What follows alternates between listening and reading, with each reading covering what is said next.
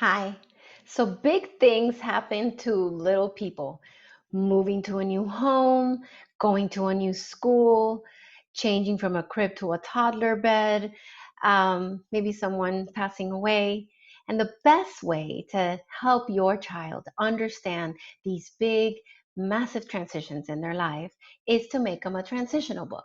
Now, why do we do a transitional book?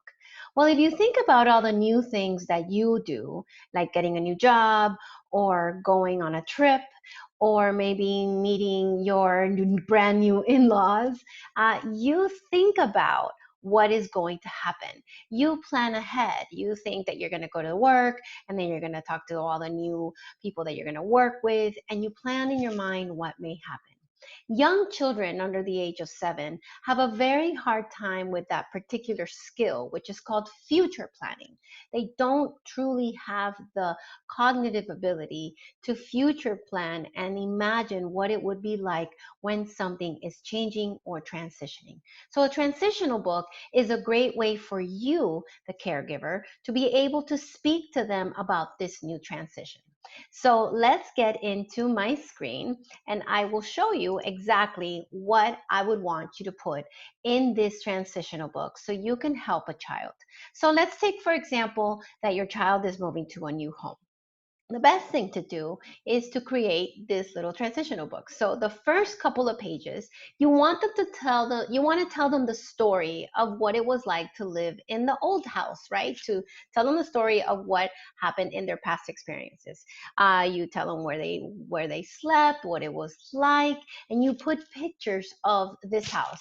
It could be actual pictures or it could just be hand drawn pictures. It doesn't have to be a big deal, but it is important for your child to be able to open it and hold it in their hands. So you put old pictures of the house, you tell them the story of where they slept, where they ate, and then you remind them of all the feelings that they felt inside of the house. Make sure that you add both easy feelings to feel and hard feelings to feel, sad, happy, disappointed, so that they understand, and then you remind them of all the different things that they did inside of this old home. The next couple of pages for for your little one and in the middle is showing them the new situation or the new setting. Continuing to use this example of moving into a new home, then this is a place where you would put the pictures of the new place. You would put the pictures of the new bedroom. You would put the pictures of the new kitchen. And again, now this is the important part. Just like when you are thinking about going to a new job, right? You would predict what you would feel and what you would do. So in these little pages, right, where you've put pictures, you also predict for them, hey, this is how you might feel the first couple of nights. Let them know that they may feel a little bit scared. It's okay to tell them that. Oh, I don't want to put anything in their head that isn't there already. Trust me, their brain is already making worst case scenarios, because when the brain cannot predict what is going to happen in the future, it always thinks of the worst case scenario. So it's much better if you tell them, hey, you're going to be a little bit scared, but we are going to be there to tuck you in and put in a nightlight.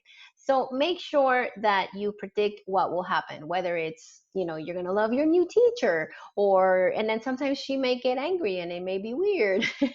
Or, oh, you are going to be in a different bed or a different home. Predict what might happen. Think about, what do I tell myself when I have a new job? Because remember, this is the same thing. And finally, in the last pages, just kind of show a setting where everyone is safe. Show them, if it's going back to the example of a new home, everybody that's going to be in the new home, maybe having a meal together, maybe being in the backyard. If it's a new school, you tell them when you're going to pick them up and how you're going to be there and who's going to pick them up. And then now you're reunited and back together. Or if it's moving from their crib to a toddler bed, just letting them know that you will always be there to tuck them in. So again, what is the point of a transitional book? For you and your child to be able to communicate about what is going to happen, to communicate about what they can expect, and for your child to be able to predict this new transition and this new change.